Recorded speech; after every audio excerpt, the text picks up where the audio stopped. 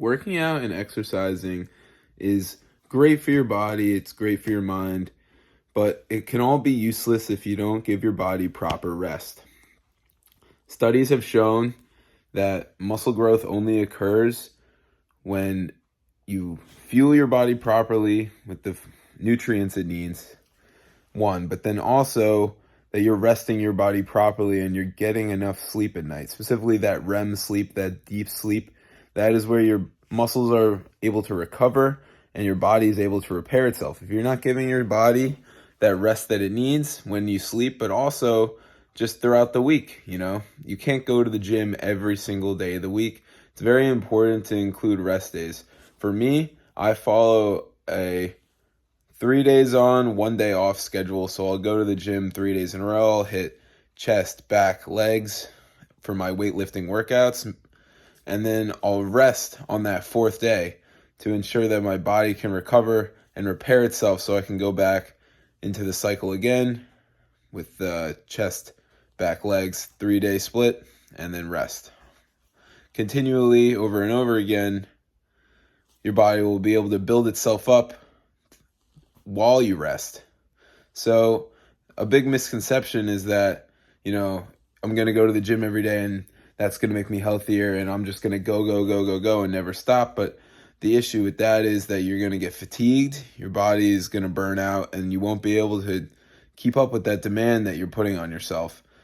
So the key is to implement that rest and remember that resting and recovering is a pivotal part of the process, and it's impossible to make progress without that rest.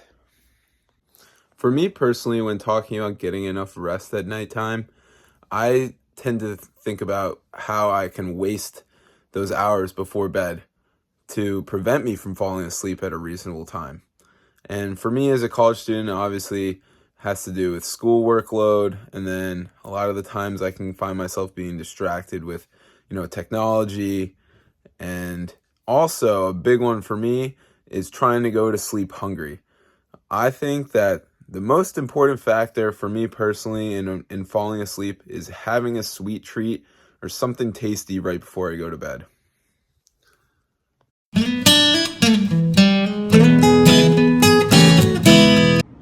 I know I mentioned muffins and cakes in my breakfast episode of the podcast, so I just wanted to bring that back up, but, around nighttime, at the end of the day, I like to end the day with a sweet treat every day.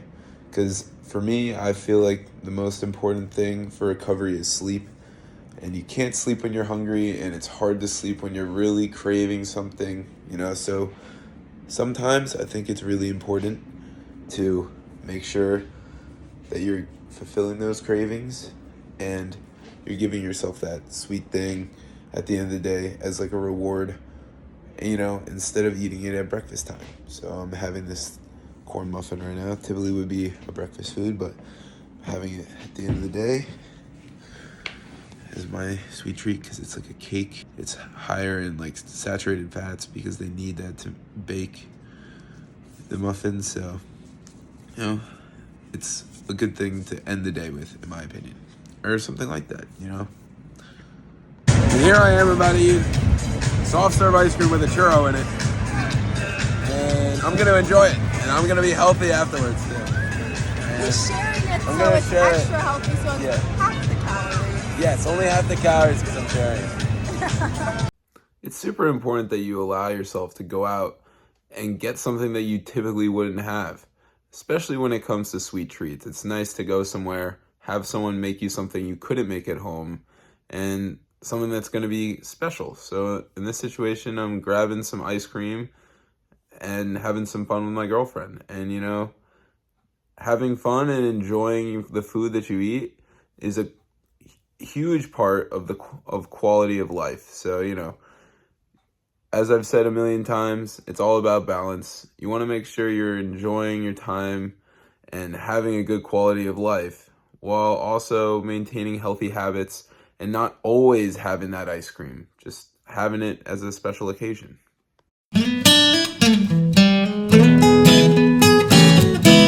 When you're talking about sweet treats, it's hard not to talk about ice cream. Everybody loves ice cream, and ice cream's okay every now and then, but You can't eat ice cream every day and expect to have a healthy body. It is not good for you, especially because of how high in fat it is. It's made with cream, and essentially that's just not going to be good for you, or if you want to maintain a healthy weight and a healthy lifestyle. But a great alternative I like to use for ice cream is like Fruit Pops, or like Ice Pops. This is a brand I really like right now, and I buy these at the grocery store. Super cheap compared to a lot of ice creams as well, so it's good on a budget. Yep. Some healthy, more sustainable snacks I like to have around the house to have before bed would be the Oikos protein yogurt. Super healthy, 15 grams of protein.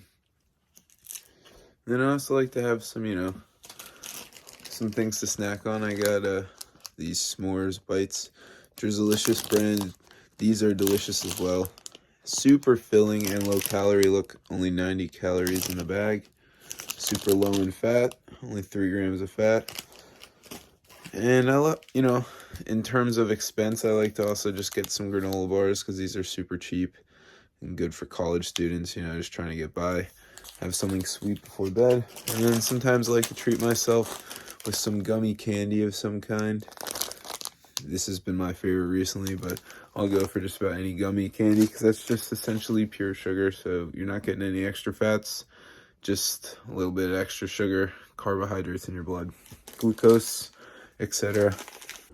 Obviously, when you're talking about sweet treats, everyone craves those added sugars and those things that you wouldn't necessarily deem to be healthy. And there's always great alternatives for that. So obviously, if you can't really afford to eat gummy candy in your diet, like something like apples, oranges, here I have some plums in here. These are also great. These sources of sugar have more fiber, they're natural sugars, and there are other benefits to them. Like in an orange, obviously you're going to get more vitamin C than you get from any amount of gummy candy. Fruit is always going to be a better alternative when it comes to that sweet treat at the end of the day. But I think it's most important to remember balance, because for me as a college student, fruit can be expensive, especially to buy it week after week. It is far cheaper to buy something like, a fruity, sugary cereal that's ultra processed, not necessarily that healthy, but it's what I have to do to get by, and it's what I can afford. Here I have my sweet treat for the night, but health version. We got some English muffins with some crunchy peanut butter of the Jif variety. And then I have a protein shake here that I made with these ingredients, which I'm going to put over this cereal.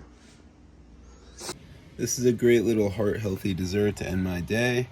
I'm getting some fiber from the bananas and the English muffins, some healthy carbs there. I'm getting some healthy fats from the peanut butter, and then I'm getting a decent amount of protein from the protein shake, and then I got some sugars on there, but it is a sweet treat after all. Like I said before, it's about balance. So I'm having something tasty, but there's some health benefits in there as well. Here's a little sweet treat I've created on a budget. I've just got some Honey Nut Cheerios here, some low-fat milk, and then a serving of peanut butter, like 2 tablespoons. It's got some protein. It's got some, healthier fats from the peanut butter, and it's tasty. It'll satisfy my sweet tooth cravings and fill me up to get me through the night. But it's having that balance, and when I'm eating that cereal, including protein powder and things like that, and then also making sure I'm accounting for that cereal throughout the rest of my day, and I'm not overeating carbs throughout the day, and I'm focusing on when I eat my carbs, like right before my workout, after the workout, and at the end of the day in that sweet treat, because that's where I feel they fit the best, and I feel that they're most worthwhile at those times.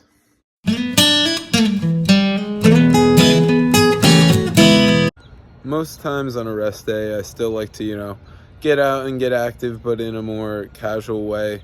like just, walking around at a park, or, maybe going to the grocery store, whatever it is, just spending some time out and about, moving your body, but, not in the craziest ways, just like errands and that sort of thing on rest days for me, because I like to spend a lot of time just making sure that I'm not doing much. If I have the ability to rest and I feel like my body's tired, I know the most important thing there is to make sure I'm getting that rest so that I can actually perform at my best. It's super important to take days where you spend time not at the gym, but outside, inside, wherever it may be, just giving yourself some time to enjoy your day-to-day life, and like giving yourself some free time to like relax, rather than being going to the gym or focused on exercising. Some days it's good to just maybe go out to dinner, do something more relaxed, or just hang out in the backyard, or hang out inside with your friends or family, whatever it may be. Here I am hanging out with some of my teammates, prioritizing just resting my body while I'm not at the gym or working out. Most times on a rest day, I still like to, get out and get active, but in a more casual way, like just, walking around at a park, or, maybe going to the grocery store, whatever it is, just spending some time out and about, moving your body, but, not in the craziest ways, just like errands and that sort of thing on rest days for me, because I like to spend a lot of time just making sure that I'm not doing much. If I have the ability to rest and I feel like my body's tired, I know the most important thing there is to make sure I'm getting that rest so that I can actually perform at my best. Overall, I think the most important factor is making sure that your body feels good and that you're giving your body that rest that it needs, so that the next time you go to the gym or do whatever you're doing, your body feels recovered, like whether it be an athletic sport or, just a workout split of some kind, like weightlifting. It could be, training for a marathon, whatever it is. You'll never have success unless you're focusing on that rest as well and making sure that you're getting enough sleep at night.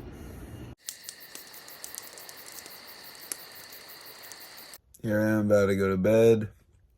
Typically I'll leave my phone plugged in and make sure I'm not on it at least 30 minutes before going to bed, turning off the lights, and just spending some time to relax and wind down, because rest is one of the most important things for recovery when it comes to an active lifestyle, and especially with lifting weights in the gym.